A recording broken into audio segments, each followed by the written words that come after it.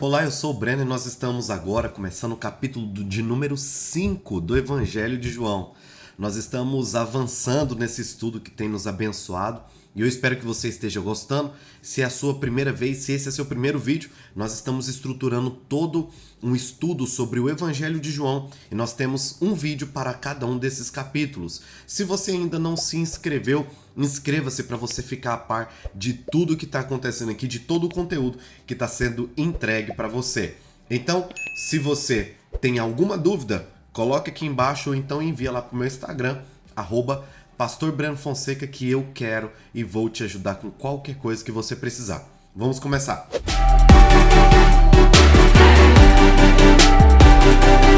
João capítulo de número 5, versículo de número 1. Nós vamos dividir esse capítulo em duas partes, em dois blocos, para que nós possamos entender. E nós vamos começar falando sobre a terceira cura de Jesus, que tem propriedades, que tem curiosidades, que vão mexer com a gente e a gente vai aprender muita coisa bacana. Vamos lá. Então, João 5:1.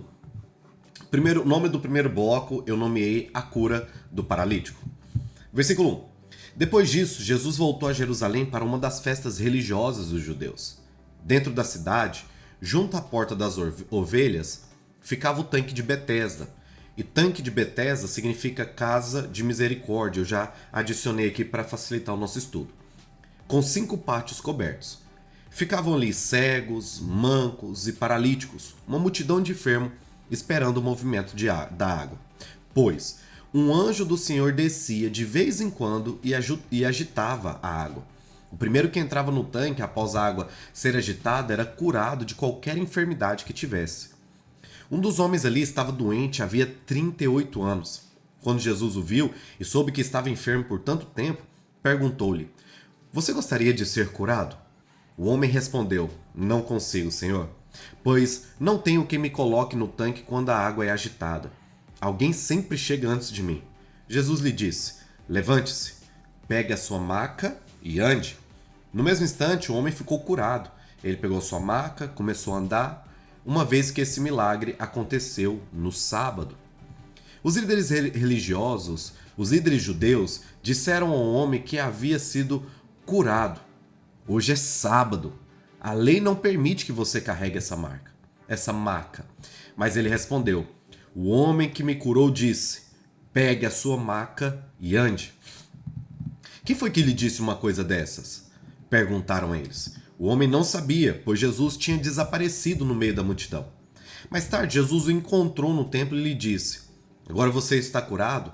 Deixe de pecar, para que nada pior lhe aconteça." O homem foi até os líderes judeus e lhe disse que tinha sido Jesus quem o havia curado. Então os líderes judeus começaram a perseguir Jesus por não respeitar as regras do sábado. Jesus, porém, disse: "Meu Pai sempre trabalha, e eu também." Assim, os líderes judeus se empenharam ainda mais em encontrar um modo de matar Jesus, pois ele não apenas violava o sábado, mas afirmava que Deus era seu Pai, e, portanto, ele se igualava a Deus. Bem, esse primeiro bloco, nós vamos falar aqui sobre o terceiro milagre que Jesus fez, que é o milagre do paralítico do tanque de Betesda. E existem muitas nuances nesse texto que nós precisamos compreender. A primeira coisa que nós precisamos compreender é que não foi o homem que foi atrás de Jesus. Os outros milagres que nós percebemos foram as pessoas que foram atrás de Jesus. Foram as pessoas que clamaram para receber o milagre. Mas esse é o milagre e o único milagre dos evangelhos em que Jesus vai até o homem e Jesus oferece para ele o milagre. Em nenhum momento o homem sabia quem Jesus era ou o que ele fazia. Mas Jesus vai até ele e oferece a ele esse milagre. A segunda grande característica desse milagre é porque aqui Jesus começa a perseguição do seu ministério. Aqui vai iniciar o período em que Jesus vai começar a ser perseguido pelos religiosos. Aqui então inicia-se, porque é como se isso aqui tivesse sido a última gota do copo d'água, porque eles já estavam incomodados com o que Jesus estava fazendo e falando. Mas esse de quebrar o sábado, porque existiam cerca de 46 regras para o sábado que você não podia quebrar. Então, você tinha que, no sábado, até se uma pessoa tivesse que ser curada, fosse curada no domingo ou na sexta. No sábado, não. Sábado é dia de repouso, sábado é dia de descanso. Então, Jesus faz questão de... A terceira marca desse milagre é que Jesus faz questão de fazer tudo isso de forma pública. Os outros milagres aconteceram não com Jesus tendo o objetivo principal de mostrar para todos o que estava acontecendo. Mas aqui sim, Jesus cura esse paralítico diante de uma multidão de enfermos. Então, eu quero que você imagine vários tanques ali, multidões de enfermos, pessoas doentes paradas, e Jesus vai até um certo homem, cura aquele certo homem e então se vai do local, chamando a atenção não só das outras pessoas doentes que ali estavam, mas também chamando a atenção dos mestres da lei, dos fariseus, dos escribas, de todas as pessoas que eram contra aquilo que Jesus estava fazendo.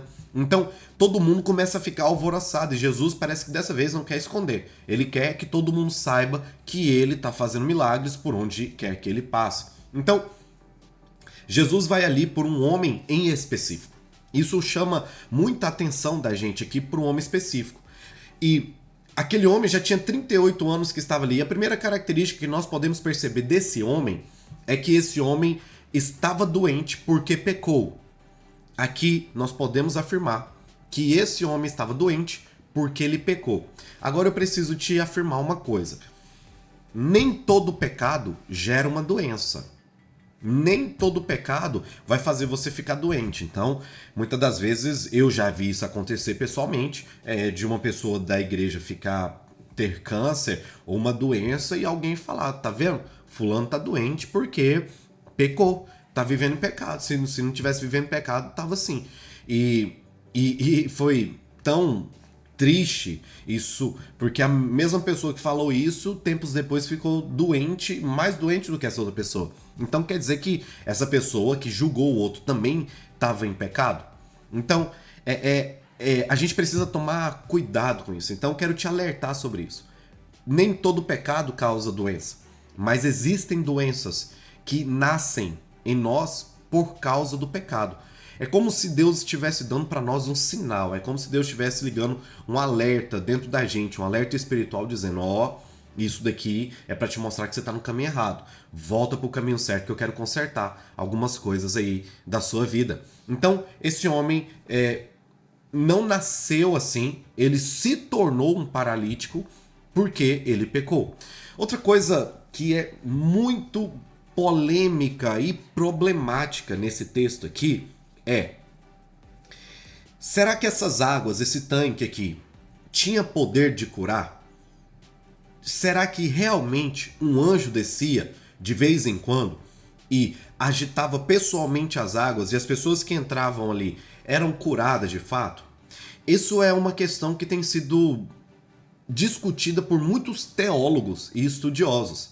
E aqui vai entrar um pouquinho de um pensamento judaico romano ali, onde as pessoas começaram a acreditar e gerar isso. Acreditam-se também que criaram esses lugares, colocaram esses tanques para que a cidade se limpasse, os doentes ali, os enfermos da cidade fossem todos aglomerados em um só lugar, para que a cidade ficasse um pouco mais limpa, para que a cidade ficasse um pouco mais organizada. Outra coisa também que acreditam e que eu também não acredito é que de fato um anjo descia na água. Isso não é verdade. Por que isso não é verdade? Deixa eu te mostrar aqui uma coisa. Tá vendo o versículo de número 4 que eu grifei de azul? Até agora eu não tinha grifado nenhum texto de azul, essa foi a primeira vez. Por que eu grifei esse texto de azul? Porque todas as vezes que ele aparece numa Bíblia, nas traduções um pouco mais antigas, aparece entre colchetes ou entre chaves esse texto. Por que ele aparece entre colchetes e chaves? Porque esse texto, essa parte, pois o anjo do Senhor descia de vez em quando e agitava as águas. O primeiro que entrava no tanque após a água ser agitada era curado de qualquer enfermidade que tivesse. Porque esse texto não foi literalmente escrito por João. Quando João estava escrevendo o capítulo aqui de número 5, o versículo de número 4 não existia. Um copista, ou seja, as pessoas que reescreviam, né, de forma de muitas vezes ali os textos bíblicos para que pudessem ser enviados para outras pessoas, o copista, um dos copistas, adicionou o versículo de número 4. Então esse versículo de número 4, ele não existe no escrito original de João, mas ele foi adicionado. Por isso que então aumenta essa questão, essa dúvida, porque exatamente no ponto em que o anjo descia e agitava as águas, é que tem esse colchete dizendo, olha, isso daqui não foi João que escreveu.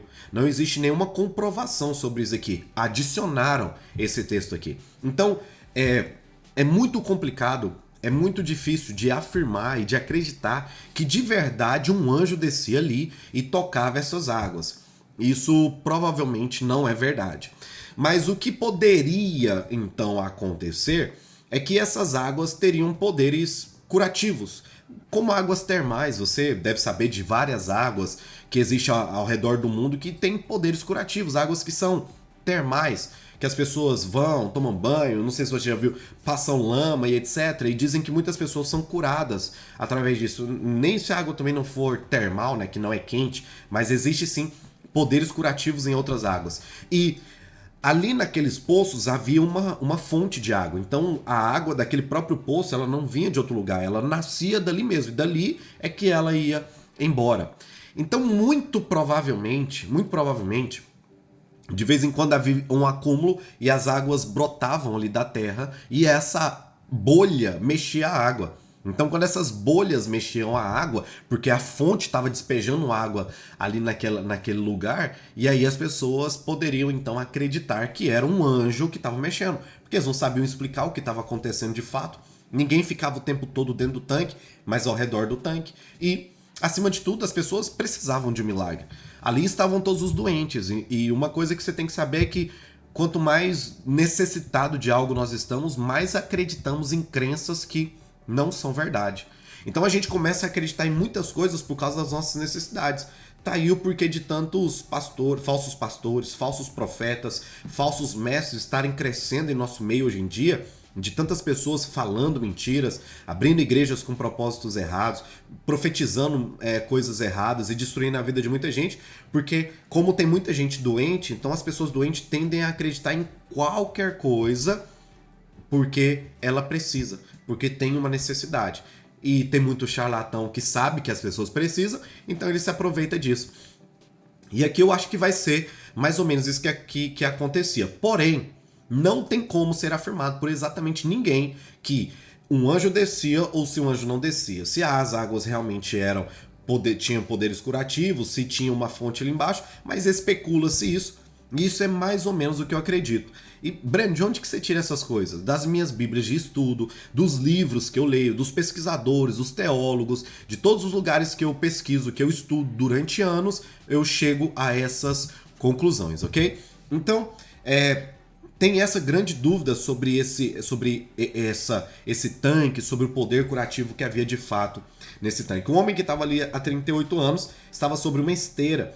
E toda pessoa que ficava doente ali em Israel, eles davam uma esteira, uma espécie de um colchãozinho para que essa pessoa durante o dia pudesse sentar em cima e que durante a noite ela pudesse se cobrir. E isso era dado pelo governo, entre aspas, pelos poderes dominadores ali para que pudesse essas pessoas serem também marcadas, né? Para que essas pessoas também, eu já estudei uma vez que era uma forma de Roma humilhar os profetas de Israel, porque isso daqui remete à capa dos profetas, onde as pessoas andavam com uma capa, os grandes homens de Deus andavam, então agora eles davam para os doentes essas capas para humilharem eles.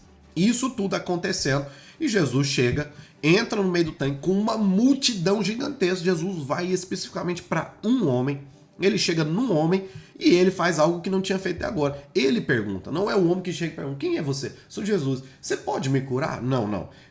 É Jesus que chega nele, o homem não sabe quem Jesus é e fala, você quer ser curado? É tão engraçado porque parece uma pergunta desnecessária, né? Sei lá, uma pergunta até mesmo ridícula isso, se a gente não compreende bem, né? Talvez Jesus pergunte pro cara, você quer ser curado? O que você quer? O que você deseja? O cara fala, cara, eu quero uma cadeira de rodas. Eu queria alguém para me ajudar a empurrar dentro da água. Mas aqui Jesus faz uma pergunta específica para ele, você quer ser curado? Você quer de fato ser curado? E é tão interessante essa pergunta que parece que Jesus tá enxergando alguma coisa dentro daquele homem que a gente, pelo texto, não vai conseguir enxergar. A pergunta é, o Jesus poderia muito bem chegar e falar, levanta e anda, você tá curado. Mas não, Jesus olha para ele e faz questão de perguntar, como se Jesus estivesse trabalhando ao enxergar algo dentro daquele homem. Você quer ser curado? Então, aquele homem, quando vai responder, ele não diz sim ou não. É engraçado, né? Porque Jesus tá ali. O homem não pediu para ser curado, o homem não sabe quem Jesus é. Jesus oferece para ele, você quer ser curado? Como quem diz, eu posso te curar, você quer ser curado? E o homem, ao invés de responder, sim, eu, particularmente, depois de 38 anos, eu respondi, com certeza, sim, o homem vai justificar. Não, o que está acontecendo? Eu não consigo ser curado, porque todas as vezes que eu tô aqui, chega alguém, coloca o outro, e aí o cara começa a imaginar os 38 anos, nossa, e tô 38, sabe, tentando justificar para Jesus, tô 38 anos aqui, nossa, como tá difícil a minha vida, tá tudo tão complicado, as pessoas pagam outras pessoas para jogar elas dentro da água, eu não tenho ninguém, eu não tenho dinheiro, e começa a justificar, e Jesus corta ele e fala, levanta, pega a sua maca e anda. Então, Jesus é muito específico, porque a maca, que é o sinal de doença, de incapacidade, deveria ter ficado. Deveria ter ficado. Jesus fala, levanta e vai. Quantas pessoas ele não falou isso? Levanta e vai, levanta e vai. Mas para esse cara em específico, ele fala, levanta, pega a sua maca e vai. E vai. Não deixa a sua maca aqui. Leve-a com você. Então, Jesus tem algumas coisas interessantes que ele está trabalhando aqui e que a gente precisa compreender o que está acontecendo. Então, os fariseus, os escribas, eles começam ali a ficar muito irritados com Jesus. Pô, mas o cara vai curar no sábado não pode fazer nada. No sábado não tá certo, não pode curar no sábado, não pode fazer nada no sábado, né? Tipo, como quem tá explicando, a gente não tá preocupado se alguém precisava ser curado ou não. A gente tá preocupado se o sábado tá sendo guardado ou não. Então, eu não tô nem aí para a vida das pessoas. Eu tô preocupado se vocês estão cumprindo a lei ou não. E isso arrebentou tudo, porque Jesus, Deus, não criou o homem para o sábado, mas criou o sábado para o homem. É inverso, eles estavam mudando isso. E aí ele termina com o versículo que eu até deixei aqui em vermelho. Assim os líderes se empenharam ainda mais, ou seja, já estava tendo uma perseguição. Só que agora todo o esforço dos caras estão voltado para isso. A encontrar um modo de prender Jesus, de levar Jesus a julgamento, de parar Jesus, de puxar a orelha de Jesus. Não, os caras não queriam nem conversa. Os caras já queriam matar Jesus, porque Jesus estava sendo muito revolucionário para aquela época, e isso apresentava um perigo para esse pessoal. Pois ele não apenas violava o sábado, mas afirmava que Deus era seu pai e, portanto, ele se igualava a Deus. Então, agora que a gente conseguiu entender um pouco o texto, eu vou trazer as aplicações pessoais para nós aqui. Então, a primeira coisa que nós precisamos entender é que esse milagre, ele é muito específico, ele tem algumas características. É um milagre público, foi feito diante de todos e no sábado. Esse milagre é o único milagre dos evangelhos que Jesus oferece algo. Dentre tantos, Jesus foi ali especificamente por esse paralítico. E existem coisas que Jesus reservou para ele. E é uma coisa que eu quero ensinar para você. Existem coisas que Jesus reservou para você. Jesus tem algumas coisas reservadas para você. Então, não duvide. Porque eu já vi isso acontecer muitas vezes, de você ir no culto com multidões e Jesus falar com você. Porque ele sabe o momento certo de falar com você, ele sabe o jeito certo de falar com você e sabe a coisa certa para falar com você. Então, muitas das vezes, você está vendo as coisas acontecendo ao seu redor, com as pessoas ao seu redor, e você está preocupado. Será que meu milagre não vai chegar? No momento certo, o seu milagre vai chegar. Jesus vai fazer uma obra na sua vida. Então não se preocupe porque outras pessoas estão sendo atingidas, porque vai chegar o seu momento, a sua hora. Muitas pessoas deviam estar ali talvez há pouco tempo, outras pessoas, sei lá, 18, 20, mas esse cara estava há 38 anos. Imagina, esse cara já tinha desistido. Esse cara já tinha desistido. Por isso que Jesus pergunta, você quer ser curado? Sabe por que Jesus pergunta por que ele quer ser curado? Porque eu acredito que não só as pernas dele eram deficientes e paralisadas, mas também mas também a mente dele estava paralisada, o coração dele estava paralisado, o espírito dele estava paralisado. Ele estava totalmente paralisado. Ele já não acreditava, já não tinha fé que ele poderia sair daquela situação. E Jesus fala, você quer ser curado? Segunda coisa que Jesus pergunta por que ele quer ser curado é porque, presta atenção, Jesus chega no paralítico do tanque de Betesda, João capítulo de número 5, e ele pergunta, você quer ser curado? Por que Jesus pergunta, você quer ser curado? Porque tem gente que prefere estar doente. Porque estando doente, você vai receber mais atenção. Porque estando doente, as pessoas vão te tratar de uma forma diferente. Porque estando doente, você vai ser o centro de tudo e de todos. Porque estando doente, você vai poder colocar a culpa em alguma coisa daquilo que você não tem coragem para fazer. Porque estando doente, estando com problemas, você agora pode colocar a culpa em alguém, em algo que é você que deveria levantar e fazer. Mas você tem colocado a culpa. Então, tem gente que não é curada e se perguntarem para ela quer ser curada, não pode. Porque as pessoas, esse tipo de gente gosta de contar coisas tristes. Gente desse tipo gosta. Esse tipo de gente é aquele tipo de gente que você fala, nossa, cara, você não sabe o que aconteceu comigo essa semana, o pneu do meu carro furou. A pessoa vai dizer, 2 pneus do meu carro furou. Essa pessoa não quer perder nada. Ah, mas eu tô gripado. Não, mas eu tô com pneumonia. A pessoa sempre quer ganhar. Ela sempre quer ser a pior. Ela não pode. Ela tem ela não tem nem autoestima. Ela não tem nada. Essa pessoa precisa ser doente porque ela quer chamar atenção. Então a doença dela vai fazer ela ganhar mais esmola dos outros. A doença dela vai fazer as pessoas olharem para ela com olhar de coitado. A doença dela, o pecado dela, os problemas dela vai fazer as pessoas olharem com jeitinho para você. Mas você precisa parar de querer ser o centro das atenções. Então você precisa levantar, você precisa ser curado, você precisa admitir que você é doente e você precisa tomar um novo rumo na sua vida. Até que dia que você vai ficar dando desculpa? Ah, porque eu sou disléxico. Ah, porque eu sou isso. Ah, porque eu tive dificuldade. Ah, porque meu pai me abandonou. Ah, porque minha mãe não me ama. Ah, porque minha mulher me traiu. Ah, porque as coisas são difíceis pra mim. Levanta e anda. Para de arrumar desculpinha. Tá feio pra você já. Ninguém jamais acredita nisso. Uma hora as pessoas vão começar a te abandonar. Porque ninguém suporta viver perto de quem ama ser doente. Ninguém suporta viver perto de quem só conta tragédia, problema. Ninguém quer ficar perto de você. Então você precisa ser curado. Você precisa ser libertado. Você precisa assumir a responsabilidade da sua vida. Você precisa de parar de fazer tanta coisa errada e virar e crescer. E se tornar um homem ou uma mulher que vai assumir sua responsabilidade. Você precisa sair desse tanque. Você precisa parar de receber esmola dos outros. Chegou o tempo de você crescer e você ir para o próximo nível da sua vida. Quer ser curado? Ai, Jesus Quer ser curado? Quero. Quer ser transformado? Quero. Mas seus amigos já não vão mais andar com você, porque agora você não vai mais participar, você não vai ser mais fofoqueiro. Você não vai... Não, eu quero ser curado. Não suporto mais isso que eu tô vendo. Eu quero ir pro novo tempo. Me leva, Senhor, pro novo tempo. Essa é a resposta que deve ser dada através do seu coração. Então, a segunda coisa que nós podemos aprender com Jesus nesse texto é a questão da doença e do pecado. Como eu disse anteriormente, agora eu quero repetir para você. Existem doenças que geram pecados. Mas nem todo pecado gera doenças. Todo pecado vai arrancar e arrebentar alguma coisa em você. Ponto. Isso é fato. Todo pecado vai tirar alguma coisa de você. Todo pecado vai destruir algo em você. Alguns vão atacar sua doença.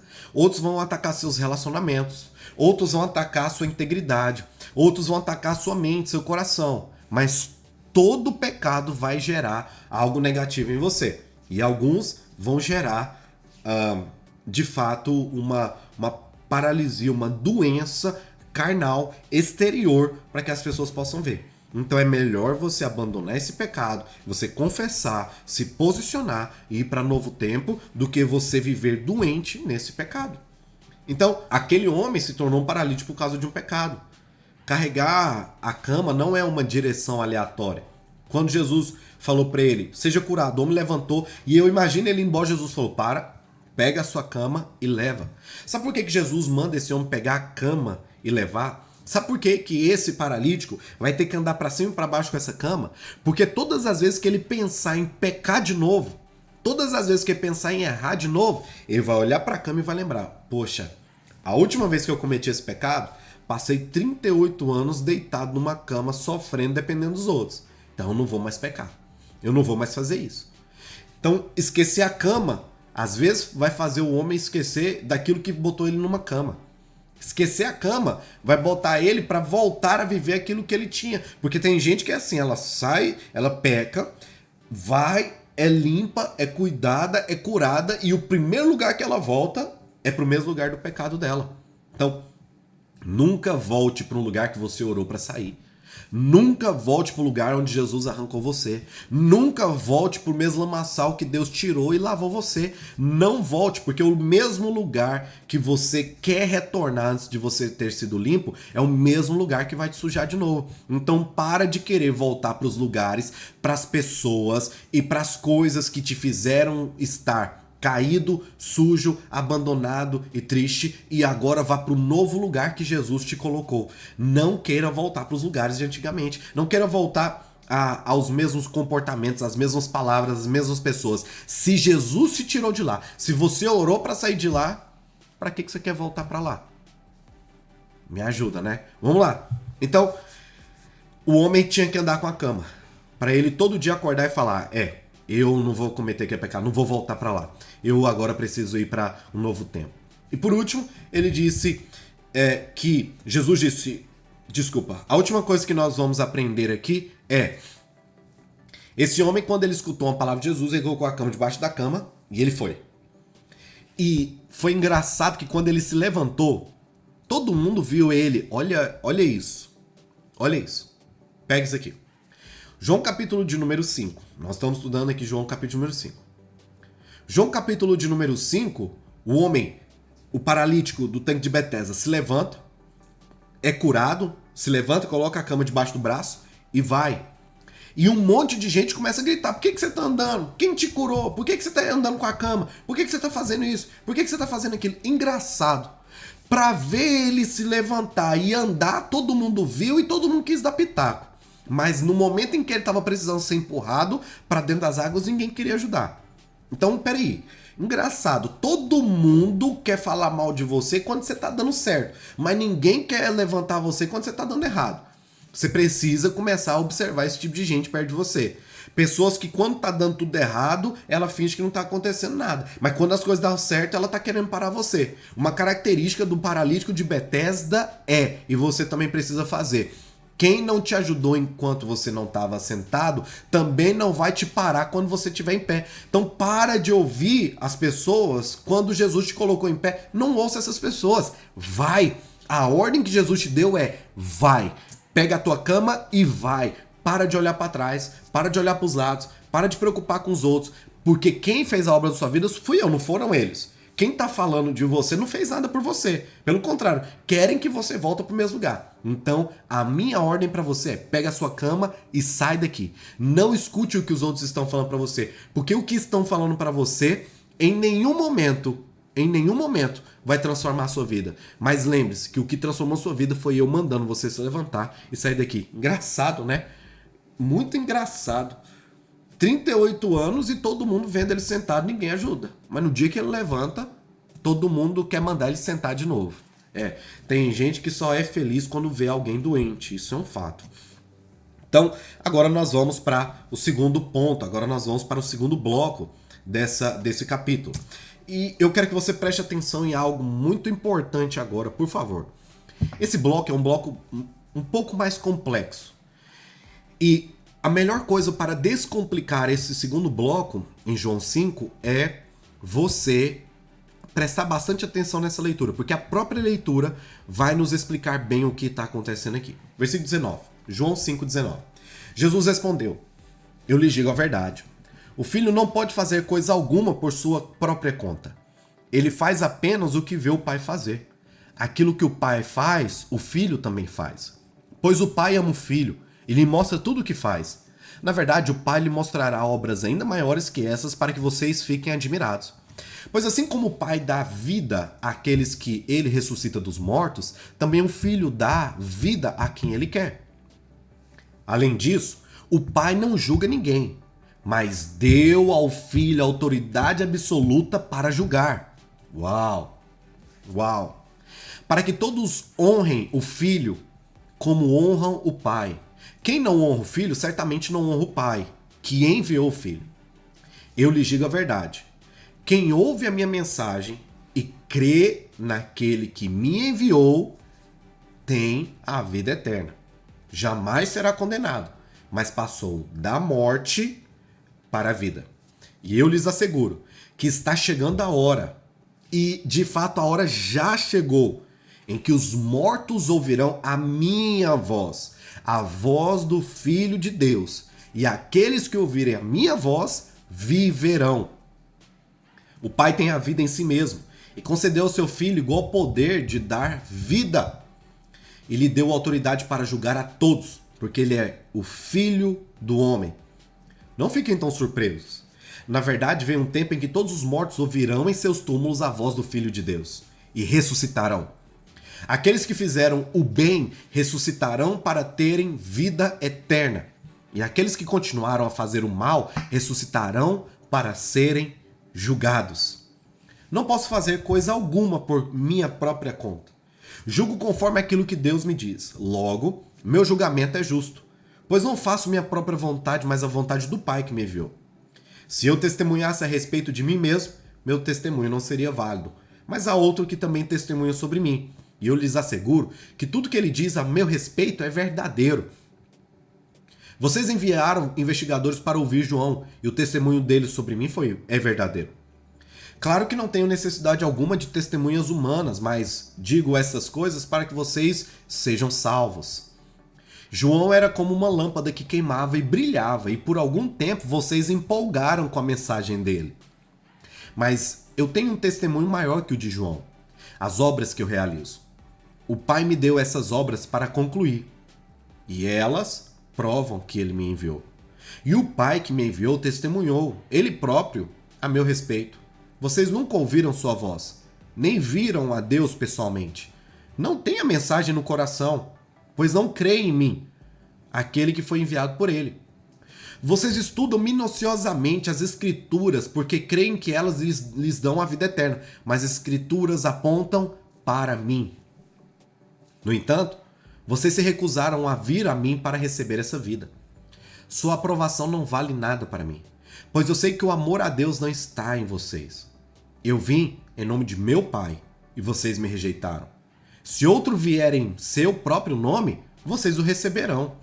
Não é de admirar que não possam crer, pois vocês honram uns aos outros, mas não se importam com a honra que vem do único Deus. Mas não sou eu quem os acusará diante do Pai. Moisés é quem os acusará. Sim, Moisés, em quem vocês põem sua esperança. Se crescem, de fato, em Moisés, creriam em mim, pois ele escreveu a meu respeito. Contudo, uma vez que não creem naquilo que ele escreveu, como vocês vão crer naquilo que eu digo? Texto denso, né? Complicado de ser compreendido. Mas se lido com calma, da forma correta, fica tudo muito claro aqui. Então, esse texto aqui, Jesus está falando sobre a autoridade dele. Nesse texto aqui, Jesus está falando sobre o julgamento final. Jesus está falando sobre o julgamento final, que é ele quem tem o poder de ressuscitar os mortos e julgá-los, dizendo quem vai para o céu e quem vai para o inferno. Então, aqui Jesus está falando que é ele que tem isso. Que o Pai não julga ninguém. Isso é uma afirmação fantástica que Jesus faz. Isso é uma afirmação poderosíssima. Ele está dizendo, o Pai não vai julgar ninguém. Quem vai julgar sou eu.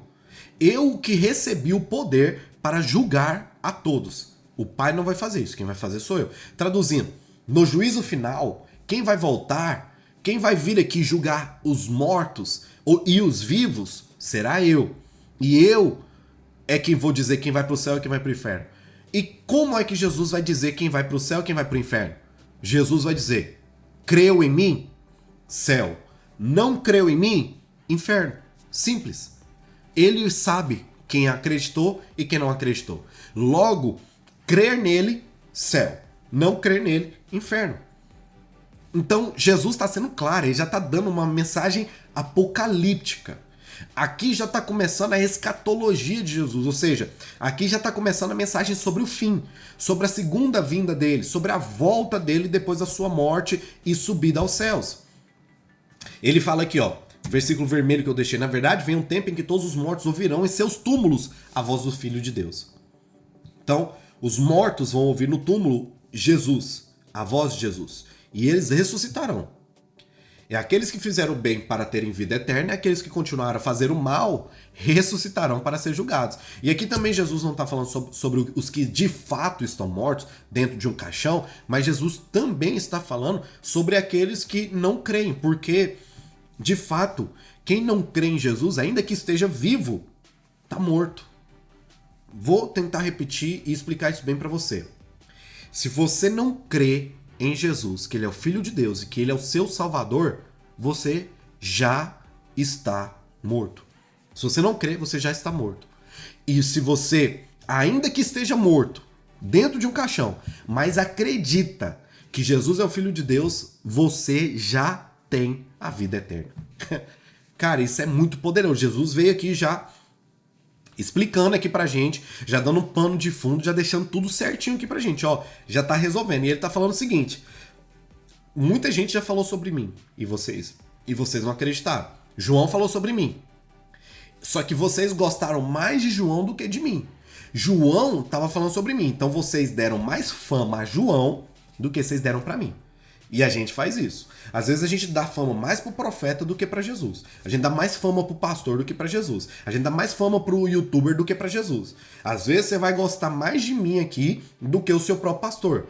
Eu tô do lado de cá dessa tela, não sei quem você é, eu nunca fui na sua casa. E às vezes você quer me escutar mais e quer me dar mais ouvidos do que o pastor, que pode não ser um excelente pregador, pode não ser um bom exegeta, pode não ser um excelente parlador, mas ele te conhece, ora por você, cuida de você, já foi na sua casa.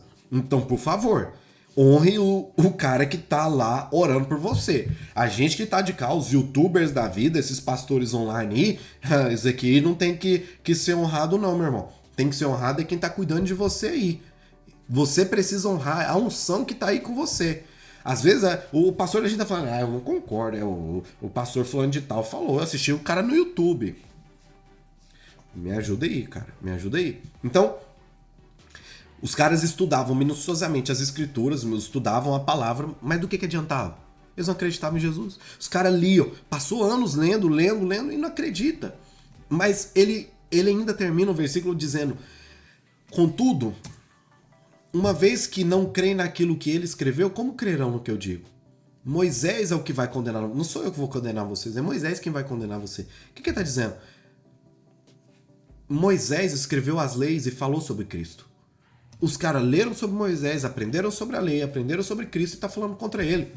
Os caras estão fazendo o sábado ser mais importante que Cristo. Ou seja, os caras se tornaram religiosos.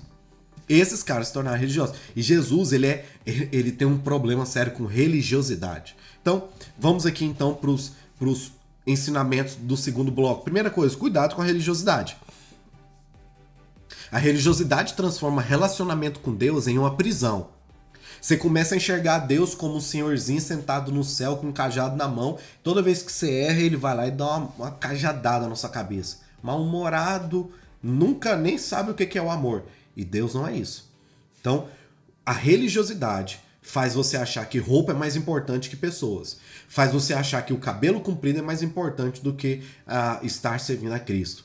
Então, os usos e costumes fazem a religiosidade, fazem os usos e costumes se tornarem mais importantes do que o seu relacionamento com Deus. Então você deixa de ter um relacionamento com Deus para ter um relacionamento com os costumes de Deus. Então os caras deixaram de entender. Olha isso. Olha a profundidade disso.